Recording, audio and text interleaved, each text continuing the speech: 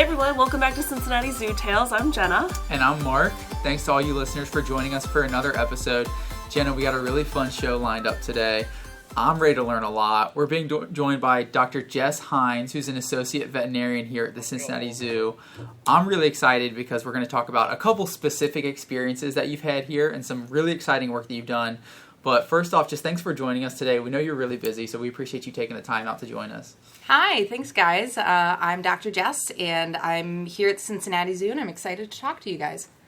So I think it's interesting because you are our first veterinarian that we've had talk to us. You guys are so busy, but I've heard, I'm just getting to know you. We haven't had a ton of opportunities to work together yet, but I've heard that you are really interested in educating, and like you're willing to talk to people and tell us all about things and like explain cases and such. So I'm excited to have you, and I appreciate your willingness to kind of teach us and especially just in the moment, like, you know, when animals are sick or crazy things are happening. So I've heard great things about you. Yeah, I really love teaching in the realm of veterinary medicine, but not only do I find it interesting and feel like everyone else finds it interesting, but it also helps our clinical cases. So I feel like our animal care staff are kind of like our quote-unquote clients. You know, they are the ones who see our animals every day. They're going to be the first ones who pick up on when an animal's not feeling well or if a medication isn't working just right. And I feel like the more they know about the disease process, the more they can pick up on those subtleties quickly. And if you engage by explaining what's happening with the disease, you guys can have more ownership of it and help us fix it better.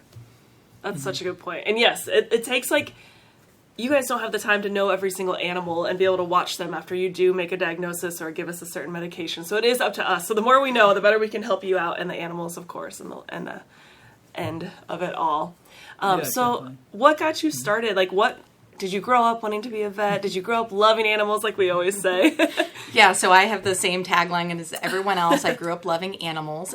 Interestingly, I actually never wanted to be a veterinarian. I was actually thought that was a terrible idea because I didn't understand what they did. I thought veterinarians just saw sick puppies and dogs with broken legs, and everything was really sad when it went to the vet.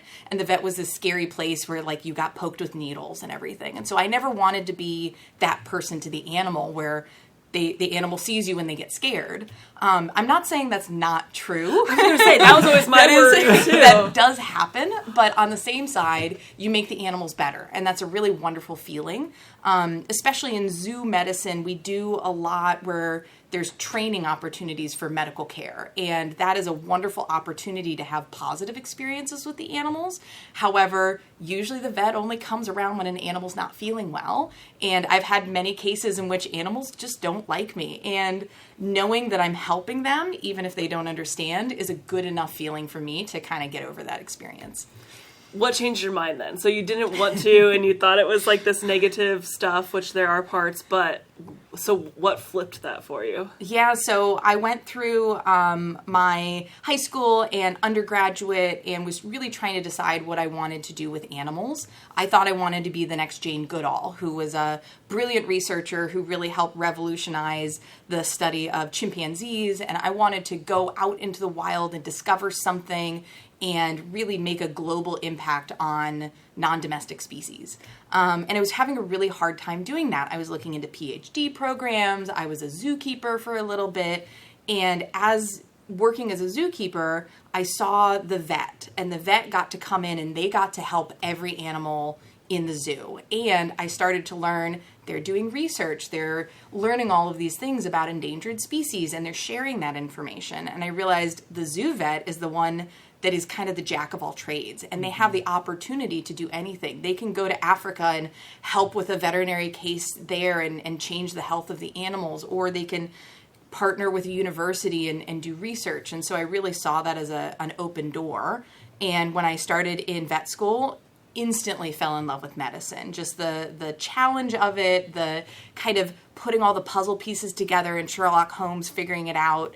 Oftentimes we describe it's much like being a pediatrician, because you have your cases come in, you have a parent who is your animal care or your owner, who they're upset because their animal is crying or pooping or puking or something, and they can't tell you what's wrong, and you have to figure out what's going on, and everyone's scared and upset, and you're gonna just trying to make it all better. So much like that, we kind of think of our fur babies the same way. They can't really tell you what hurts or why. Exactly. Yes. And so you have to do a little more investigating, but it also means a really close relationship with your animal care or the people taking care of the animals, because then you have to ask the right questions. You have to look at things the right way. So you mentioned you feel like you're kind of a jack of all trades, and that's true as far as like not only where you work, as far as you might work in a university, help out with animals in the wild, and obviously most of your work is done here at the zoo, but I feel like it's also true in terms of the animals you work with, right? You see in private practice, most of those vets just work with cats, dogs, kind of, not to call them basic, but just kind of the animals you would see around your house. Here, you're working with reptiles, you're working with insects, large mammals, small mammals, everything in between.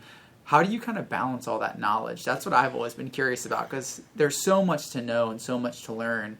You can't know everything, so how do you kind of balance it? Yeah, the first step is exactly what you said. You can't know everything. And so a lot of it is taking the time to, one, realize if you don't know how to find that information.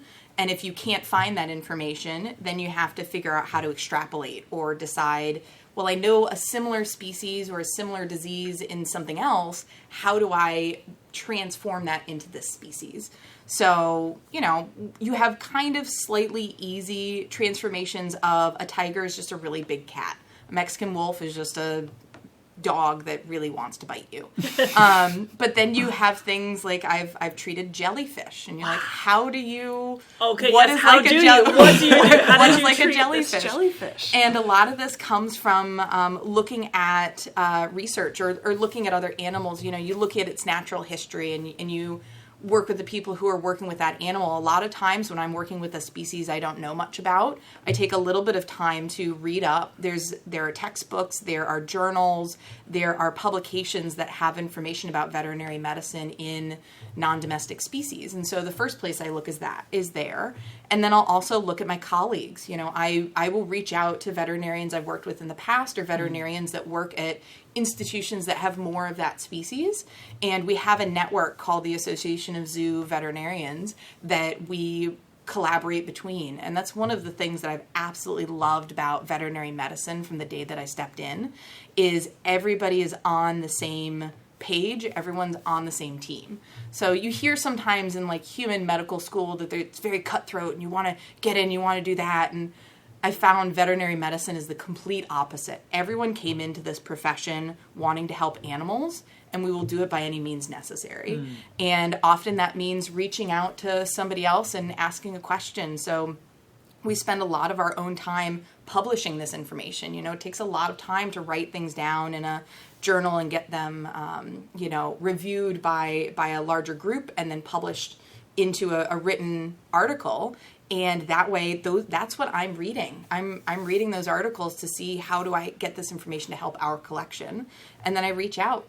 And I can tell you about reaching out some of those stories. I know when we talk a little bit later.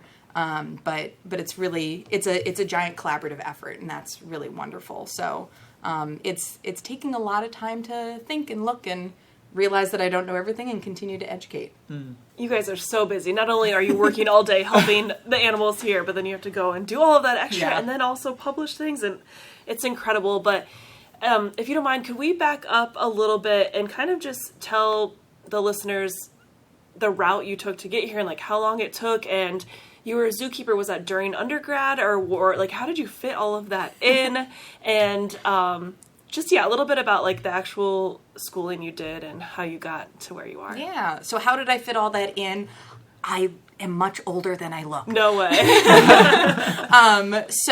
It's a very long road for getting the education to be a zoo veterinarian. Even just becoming a veterinarian takes a long time. So here in America, we kind of have a set route where you complete an undergraduate degree. And after your undergraduate degree, much like medical school, you go to veterinary school.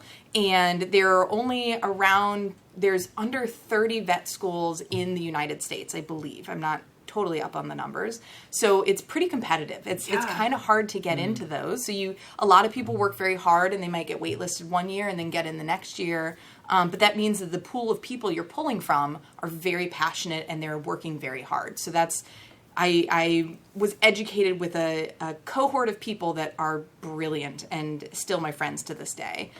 So it's about 4 years of veterinary school, and after you graduate from vet school, you are ready to be a vet. You took your test, you have your license, you're good to go, and some veterinarians take that step and they go into general practice, which these are your cat and dog vets who are doing your vaccines, they're doing your spay-neuter, they're seeing your animals for their general health exams. Or you can specialize, and specializing, much like in human medicine, you can be a cardiologist, a surgeon, a neurosurgeon. Those require extra schooling. And so that's your internship and residency, same as what you hear for human medical school. For zoo medicine, we consider zoo a quote-unquote specialty. And the way that we define that specialty is that general practice is cats and dogs, equine practice is horses, farm animal practice is your cows and your chickens and your pigs, zoo animal practice is every other unspecified species. So it's literally everything else. And like Mark said, that is insects, that is frogs, that is elephants, that is dolphins, that is absolutely anything and everything. So in order to learn or kind of educate yourself in that way, you can be a zoo veterinarian and get that information through experience. It's just a little bit slower. So you're going to work at some smaller institutions. You might work at a museum. You might work at a place that has a slightly smaller collection. But if you want to be a zoo veterinarian at the larger facilities, your San Diego, your National Zoo, your Brookfields, those veterinarians are educated and have a specialty degree. So they've done internship and residency. And those internships, I did 3. So I did an internship in small animal emergency medicine. So I learned my small animal medicine really well before I even stepped foot in zoo medicine. Okay. You have to be good at your cats and dogs and your horses and your cows before you can learn on your zebras and your bantang and your tigers. Because and you just did that at a general practice facility? Mm-hmm. Okay. Yep, I did that. Just an emergency facility and tertiary referral institution in Connecticut. And then I did 2 internships in zoo medicine. So one was at a smaller zoo in Washington State. The other was here in Ohio. And then after I had completed those internships, depending on the training you get, you might go into residency after 1 internship, after 3 internships. I took 3. And then residency is a kind of organized 3-year program. And that is either at a university or at a larger zoo that has the education capabilities to kind of educate you on that higher level. So I did my residency with the Ohio State University, Columbus Zoo, and the Wilds. And that is a collaboration between both a veterinary university and a large zoo institution that's committed to teaching. So they have enough veterinarians and enough caseload there that they can teach you in some of these kind of higher level learning abilities. And then once you're done with that, you take another really, really, really big test.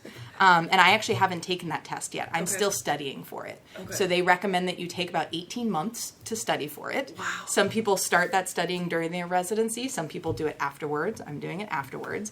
And it's a 2-day test that takes a lot of effort. So that's kind of the big next step for me. And so if I pass that test, I will have extra letters behind my name that prove that I am specialty trained in zoo medicine. However, as you can see, I'm here practicing as a zoo vet. You don't have to have that specialty license. That's what I was going to ask. So it's just like another personal thing. Preference. Yeah, it's just like you may have, a family doctor who is really good at knowing about kidney health. Now, they may have studied all on their own, and they may know a lot of information that they have gathered through their own education. But if they have a specialty license in kidney medicine, then that's just a kind of a sticker that says, we know exactly where you've been trained, we know how much you know, and we can trust you in your recommendations. Whereas for me, I have to prove it a little bit more with my background. So I prove it based on the medicine that I work and based on my resume and show people these are all the places I've worked, these are the people I've worked with, they can vouch for me. But once I get that license, then that license speaks for all of that instead. Wow. As if all the schooling just to get the veterinary degree and certificate. Like, I thought the doctor in front of your name was, that's proven That up, gets halfway right? there, Like, for sure. The doctor proves that I know cats and dogs and horses and cats. Everything else proves that I know the other stuff. So you're basically doing more schooling than a lot of human doctors, and it makes sense that you have to know a million different species. Yeah. And of course, human doctors can specialize, and they can go to Yeah. tons of school also, but I think that's incredible, and a 2-day test sounds like my worst nightmare. Is it all written, or do you have to do, like... So it is all written. Okay. There's what we call the practical part has more to do with kind of open-ended essay questions or slide review, where you look at a slide of an animal or a disease process or like a cytology, and you say, what is this? Okay. That makes sense. Another thing that Mark had mentioned was, in terms of the jack of all trades, not only do we know every species, but we're doing everything. So here at the zoo, our veterinarians can do a lot of different procedures. So we're doing preventative care. You know, we're looking and making sure animals are healthy. We're getting blood work. We're doing dentals to clean their teeth. But we're also, if an animal needs surgery, we'll perform surgery. We will take those x-rays. We can take those samples. And, you know, I removed a cancerous mass on a animal earlier and sent that information off for cytology to look at how bad is that cancer and did we cure it with the surgical removal.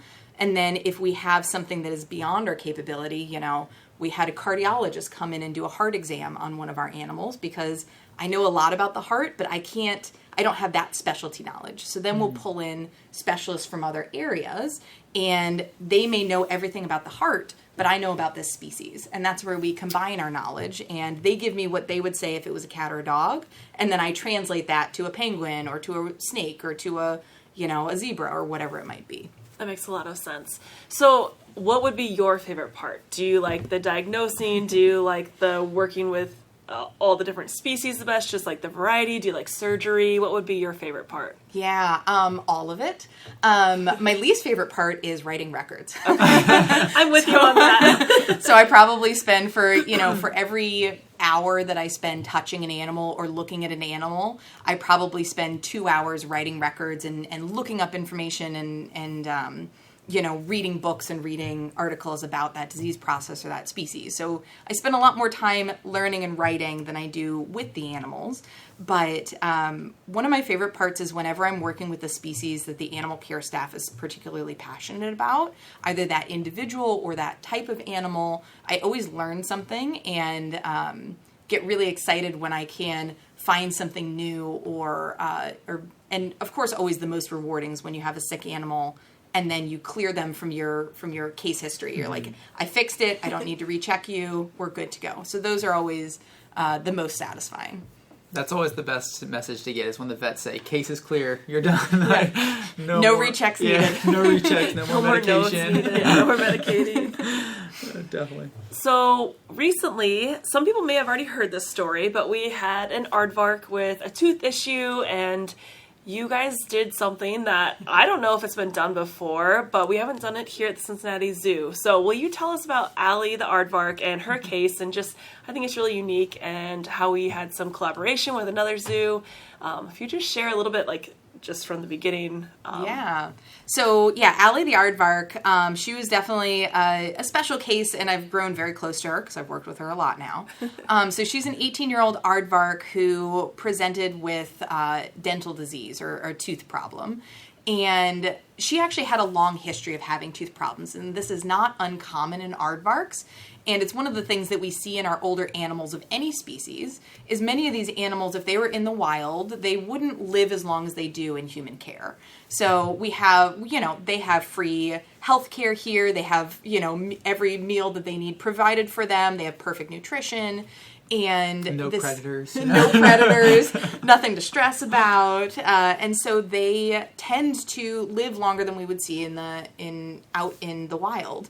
And that also means that those animals evolved with a certain lifespan, and often their body kind of wears out after a while. Aardvarks have continuously growing teeth, much like horses, and that means that there's a point at which their teeth just stop growing, and they kind of accumulate some problems over their lifetime. So she had accumulated several problems over her older lifetime. And we had been working on her dental disease. And on a recheck for one of her dental issues, we had noticed that one of her other teeth had now become a problem. And so as we were working on that tooth, we were able to remove it, but it had had such a large infection around it that it actually started to bleed, and it had kind of invaded into an area that had a lot of blood vessels. So when we were able to finally clear up that infection, there was a lot of bleeding that was involved in that particular tooth removal. And one of the other challenges is, if you have never seen an aardvark, you should certainly look up a picture. They have very long noses, and a lot of what they do is they eat termites and ants, and they kind of sniff really hard, and they kind of suck up some of their food. So that means they have a lot of pressure in their mouth and in their nose. And imagine you've just gone to the dentist and they've just removed a tooth, and they tell you, don't drink anything through a straw, don't suck on anything, don't do anything that might dislodge that blood clot. Well, we can't tell Allie to do that, unfortunately. And so she went along her merry way and was sniffing and snorting everything, and she just kept dislodging that blood clot. And so, the animal care staff would call us and say, hey, Allie's had another nosebleed, but it just stopped. The other problem was that tooth had gotten so much infection around it that it actually burst into her nasal cavity. Oh no. So she now had a connection between her mouth and her nose. So when that tooth area would start to bleed, she'd actually bleed out of her nose as well. And because she sniffed so hard, you just kind of created this wind tunnel through it. So we knew we had to fix that tooth problem, and we actually enlisted the help of a veterinary dentist. So there's many dental things that we can do, but when it gets a little more complicated, we call in the experts. And luckily, we have one of the best veterinary dentists just a few hours away in Columbus. And I've worked with her before on many zoo cases, and she is wonderful. And so we took Allie up to Dr. Burning and her facility up in Columbus, because they have some very specialized imaging. They have a CT scan that can go around her whole head, and they can get a 3D image of what's going on in her mouth. And that's really important for especially looking at teeth, because x-rays just don't quite get the angles and everything that you want to look at. How far can an aardvark even open their mouth? Or say they are anesthetized. Can you even open their mouth far enough to look in there? I cannot get, so you can probably open their mouths, maybe like 3 inches, but their whole mouth is about a foot long. So the imaging is incredibly important. Yeah, it's like looking down a tunnel. And actually one of the ways that we evaluated her mouth was, if you've heard of an endoscopy or an endoscope, where you take a camera that's on a long pipe, essentially. And a lot of times we use that to look into the stomach or to look down the lungs. In this case, we were just using it to get down farther in her mouth. So we were using that endoscopy to try to look at all these different areas.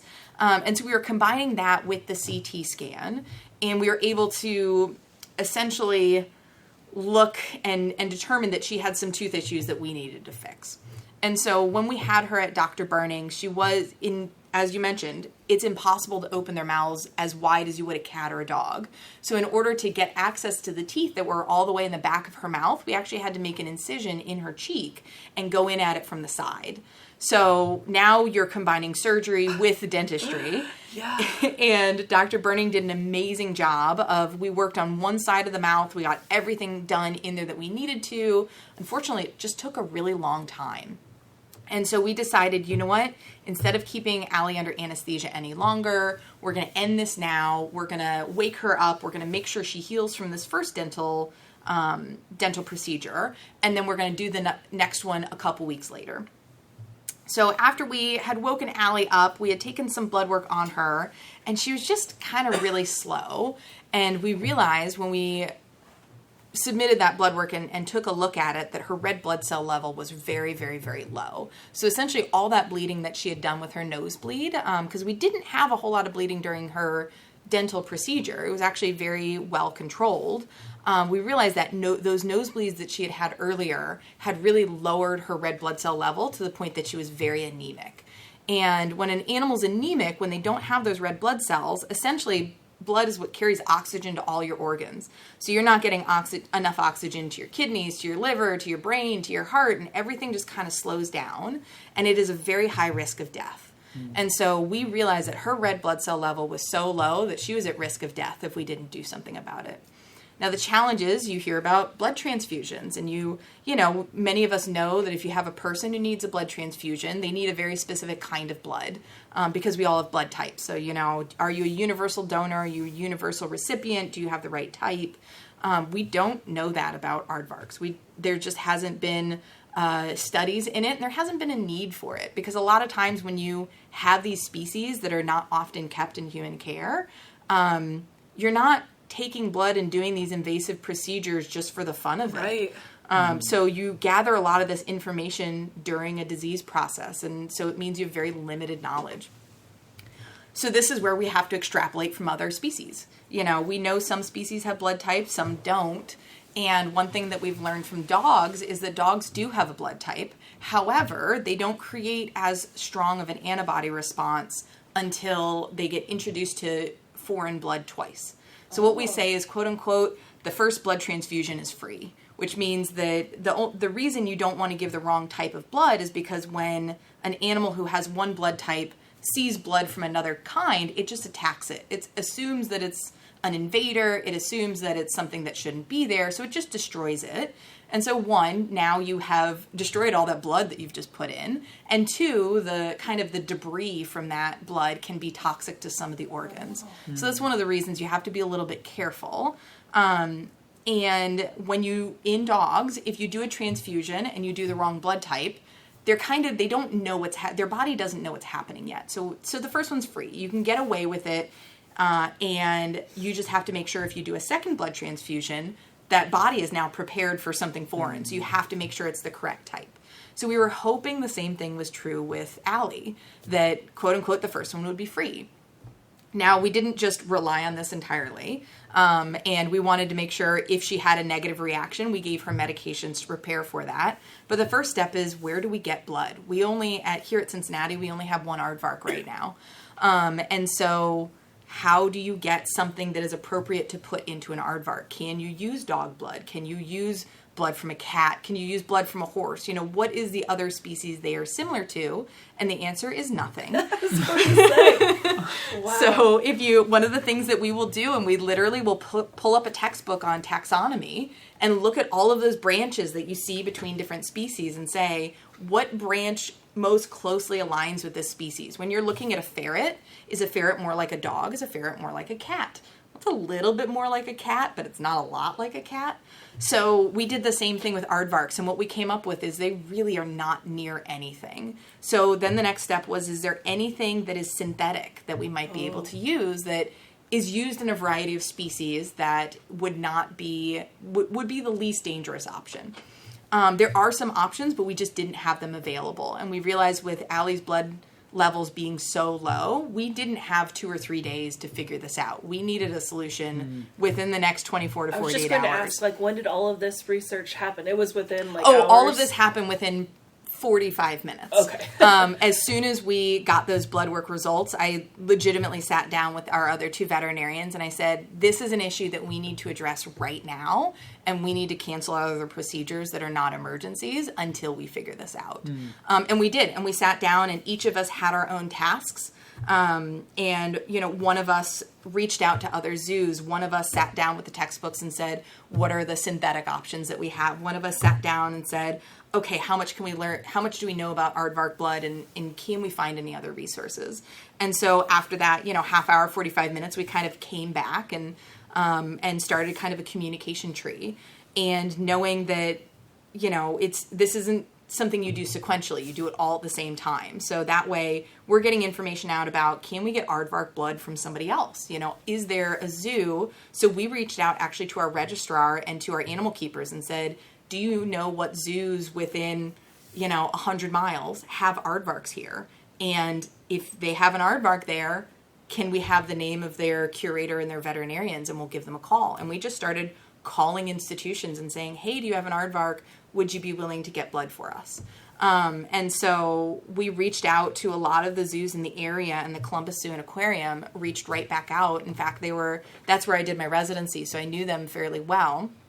And they reached right back out and said, hey, we actually have a couple aardvarks. We'd be more than willing to get blood for you. And we could do that right now. Wow. Yeah, Oh, amazing. Like right now. Anesthesia is kind of scary. Like for me, I would want to help the other zoo's animal, but I'd be like, okay, but this is scary to put our animal under anesthesia. I mean, exactly. It's worth it. And the other thing that I want to make sure everyone knows too is it's not that the other zoos weren't willing. Sometimes you just don't have the right candidate. If you have an aardvark at your institution, but that aardvark is sick in some way, they're not the best one to take blood from. Maybe there's somebody who can't spare that blood. So it's not to say that, other zoos weren't willing. It's just Columbus Zoo happened to be in a place where they had a young, healthy individual. And like you said, we can't collect blood on that animal voluntarily. Some of these training sessions that we do, you can get 1 or 2 mils of blood for a blood test.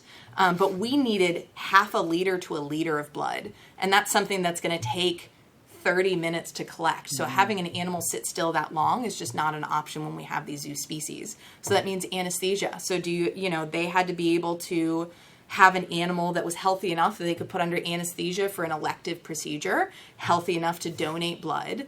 And they had to have the time for it. Because, they're another zoo.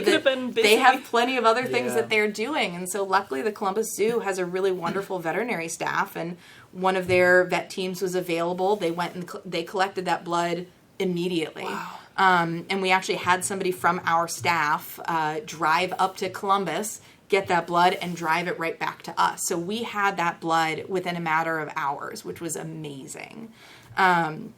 So then our team had to get together and do a blood transfusion on Allie. We did it very similar to our training in any other species that we do blood transfusions in. You have to be very careful of using the right setup so that you don't get clots and you don't get some of these other issues.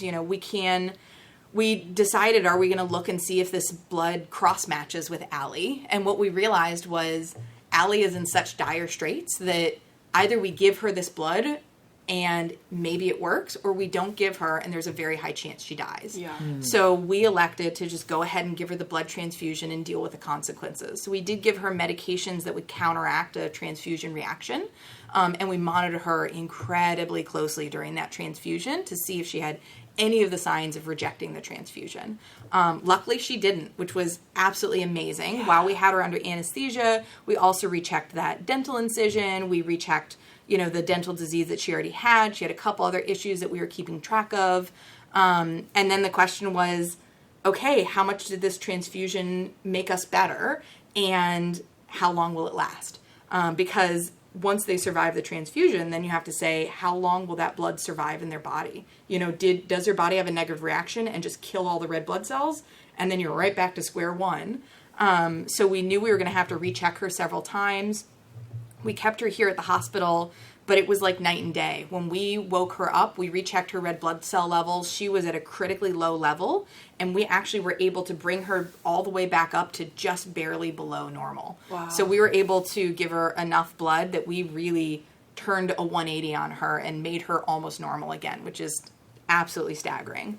And when she woke up, there was a complete difference in her attitude. She was awake. She was moving around. She was eating again. She's like, my tooth feels better. I feel better. I can run around again. I'm not short of breath. I'm not tired all the time. So it was very encouraging to see the change in her just in that attitude.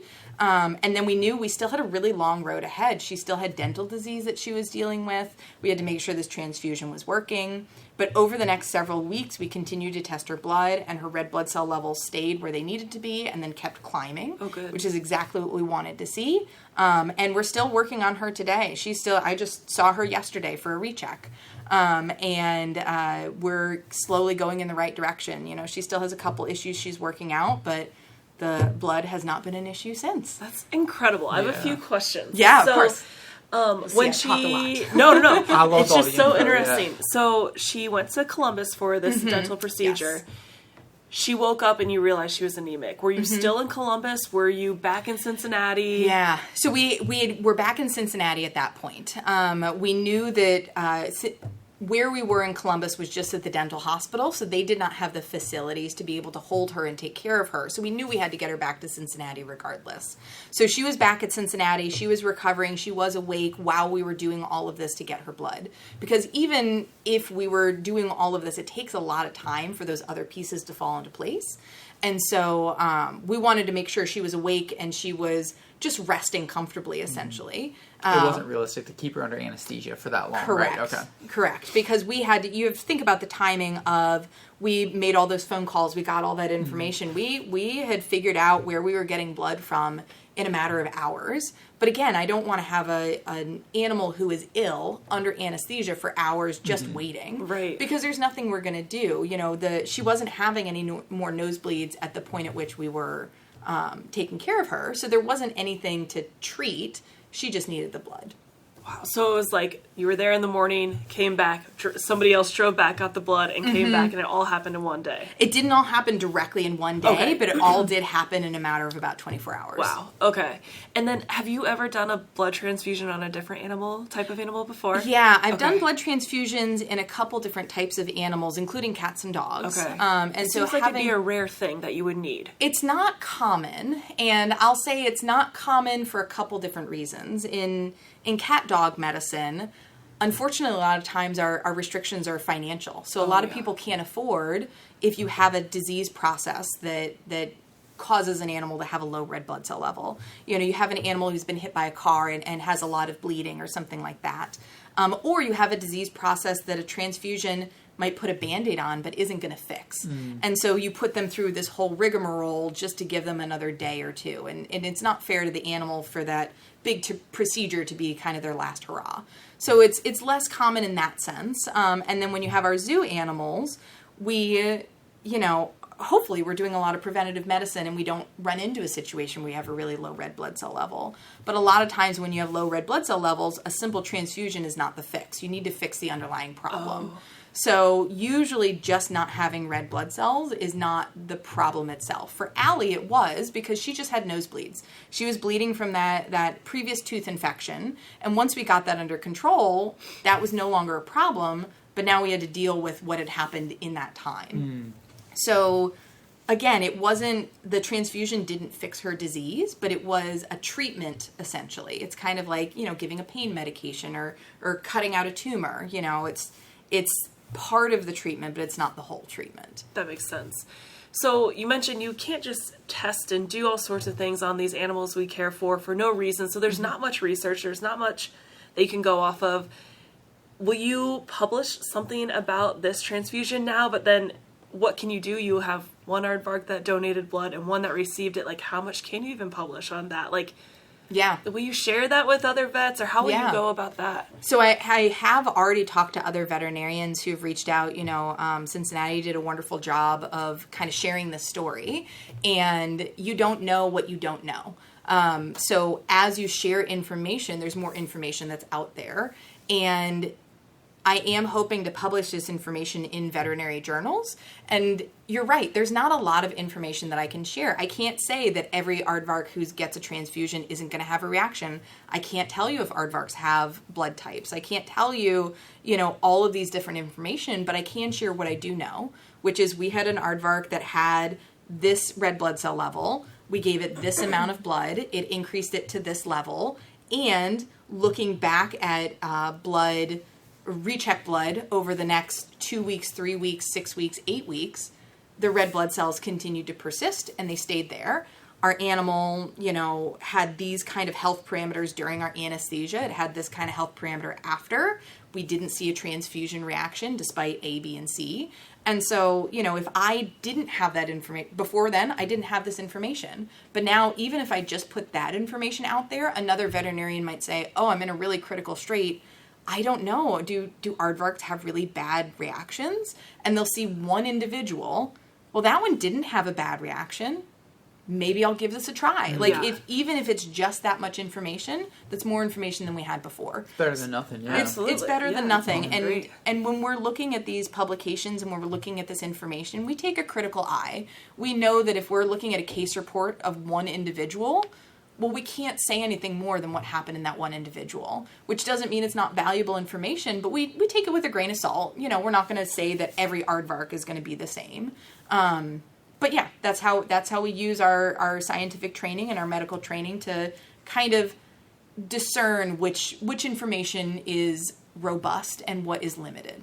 And it's got to start somewhere, right? Maybe in 20 years, this has been done 20, 25 times, and you have a substantial case report that you can look back on. But right now, it's just Allie, right? Exactly. And just like in cats and dogs, you know, the first person who did a blood transfusion in a dog, they didn't know.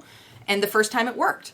And then they did more and more, and they realized, oh, wait, dogs do have blood types. Dogs do have these issues. And so maybe Allie will be just the first of many. Now, we hope that aardvarks don't need transfusions frequently, but it's more information than we had before.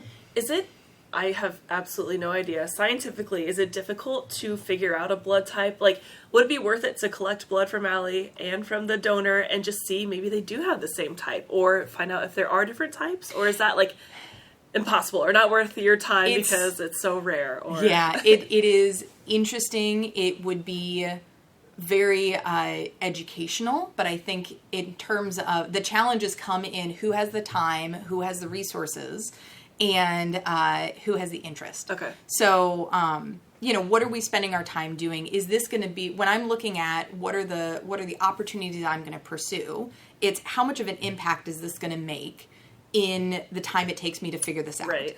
And so, how many times has an aardvark needed a blood transfusion? I don't know. This is, I have not read other publications on it, but it doesn't mean that it hasn't happened before. Chances are it probably did happen before, and somebody just didn't publish on it, and now we're just going to share that information.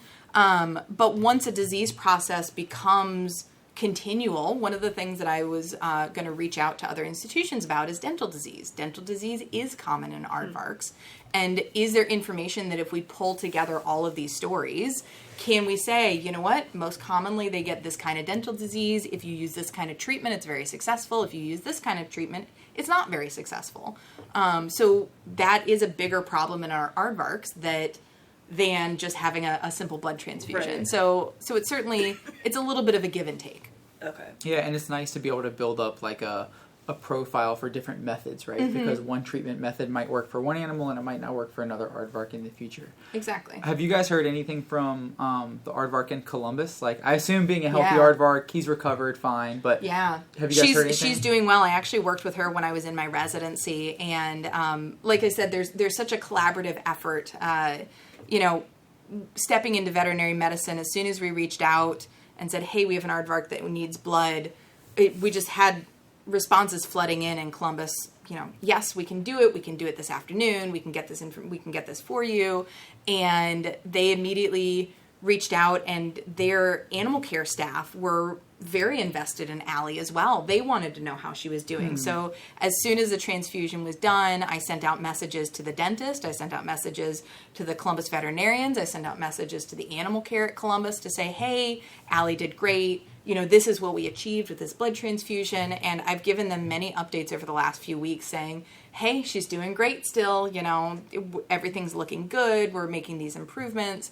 And it's been nothing but excitement when everyone hears. Because everyone really rallied together. And, just like when you can donate your time or when, we donate blood, it's exciting to see how that impacted another animal or another individual.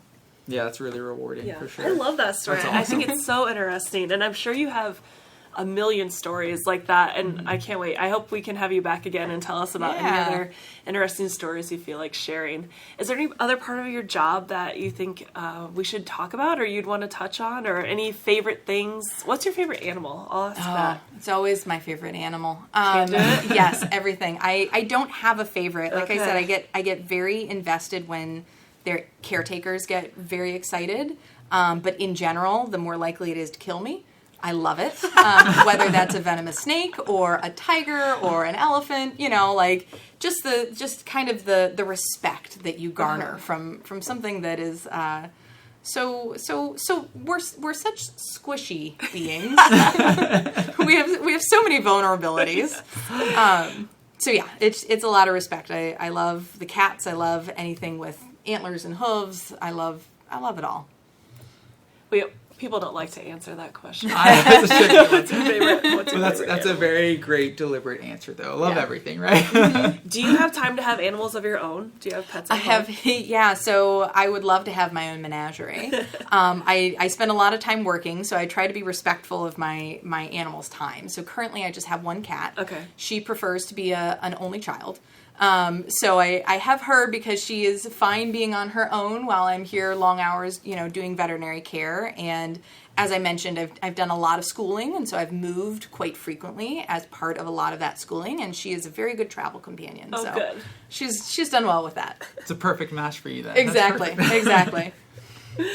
Well, thank you so much. I think unless there's something else you want to talk about, we will go ahead to trivia. Yeah, if you're love up it, for it. for sure. Okay. I do have trivia. Obviously, we're talking about transfusions, a lot of blood work today. So I've got I'm not blood gonna know trivia for you anything. guys. Oh, no. This was something Is it I going to be found bad if I fascinating. don't know it? No, it's fine. His questions are ridiculous. This is something I found fascinating as I was looking it up. This is all about animal blood coloration. So I'm going to give you guys the animal, and you guys have to guess what color the animal's blood is. I didn't realize it could be more than blue or red. I didn't either until I looked it up. So this is going to be fun. But this is after the blood is oxygenated. So obviously when our blood is blue under the skin, right? But when we bleed, it comes out red. So what color does their blood come out, if that makes sense? Okay. Thank you for I made that more complicated. No, that was helpful. Okay. All right. So first animal we have up is the horseshoe crab. Oh. I've actually drawn blood on a horseshoe crab, so I know this answer. So Dr. Jess knows it. All right. Wait, I have questions. Are crabs... No, I'm not going to embarrass myself. There are no stupid questions. They're not like a giant insect, are they? They're an invertebrate, right? So they're not quite the same as an insect, but they come kind of under the crustacean-esque. Okay, I would have said crustacean. That's where I'm embarrassing myself. And they have blood. Debatable. Okay, so that's the other thing is I won't get very technical, but. Okay. There's a difference as to what you call blood versus they have something more similar to hemolymph. So they don't have the same, red blood cells the way we do, but they do have a fluid that passes through their body that serves a very similar function. Okay, because that's what I was thinking. Insects don't actually have blood, but you can call... So they have hemolymph, which is what we call the same fluid that has components that carry around nutrients and oxygen and different things like that. Okay, that makes a lot of sense. Thanks for explaining that. And where do you draw blood from a horseshoe crab? Yeah, so they have a connection between the top of their shell and kind of the bottom half of their body / tail. The plate pivots, right? Yeah. Where the plate pivots, and there's a little bit of a soft spot that if you go right into that soft spot, I don't know if are you going to talk more about horseshoe crabs and how they're used for science? A little bit, but you probably know more than I do, so please speak on it. You know more than me, please speak on it. I don't remember it at the top of my memory because I've looked into it, but I haven't looked into it recently. But so you can collect blood there, and it's kind of the heart / it's the sac right next to the heart, so it's kind of a central filling station for this hemolymph, and that's where you draw blood. But it's also used, it's very important for medical purposes. Yes, I swear I've watched a show, I don't really have memories, but I have a small memory of, a faint memory, I should say. Yeah. What can it help with? Well, have we gotten to the color yet? No, because I keep asking questions because it's fascinating. I'll let Dr. Jess talk about this as long as she wants. No, please talk about this as long as you want, but... Okay, do you know what color I'm it going would to be? guess because I'm sure I've heard it, but I don't know. So I'm guessing green. Okay. It's actually a beautiful light blue. No way. Blue. Yeah. I have a picture of it. I'll show you. Okay, later. cool. Do you remember what it is helping with medically? So I believe what they harvest it for is it's very important for detecting certain kinds of bacterial contamination in medical sterilization. So they actually collect blood from the horseshoe crabs and use it in this process. And I don't remember exactly what it is about the blood that they can't kind of recreate synthetically. But there's a big push now because there's enough use of this and it's important enough to the medical community that they need to be careful that they're not over harvesting. Yeah. Because this is not a lethal process. You can collect blood without killing the animal. However, you want to make sure that you're doing it sustainably and you're doing it within a good welfare practices. Yeah. And so I do know that there's new legislation and kind of a push to make sure that what was done kind of without thought is now being done with more thought. Good. Mm-hmm. Yeah, and I also read it's starting to be used for researching with cancer treatment as well because it's so rich in copper.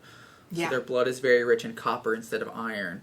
So they're starting to. I think that's all just just kind of experimentation and stage. It's not actually being used, but just But yeah, it has to do potential. with what they use to carry the oxygen because it's the iron that binds in the blood that is actually what's able. That's why you have hemoglobin. Those hemes are what actually chemically bind to your oxygen in from your lungs and then takes it to a different organ. It releases it to that organ, so you have oxygen, and then it comes right back up and travels back up. See, the educating. I love it. No, yes, I love love it. Especially when it's explained in a way that I can understand. Yeah. All right, number 2. I can't tell you the species name Okay. because the species name gives it away, but it is a species of skink. Oh. What color is this Blue. species of skink? Blue for Jenna.